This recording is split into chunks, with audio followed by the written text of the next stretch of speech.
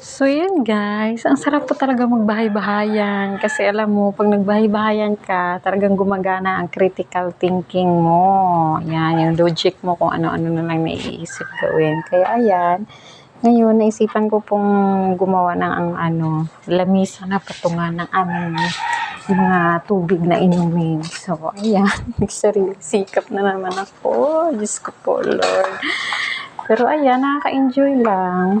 Na-enjoy ko lang moment kung ano-ano naiisip kong gawin dito sa bahay. Kaya, wala akong magawa. Kaya yan, nagpupuk-puk na lang na kung ano-ano.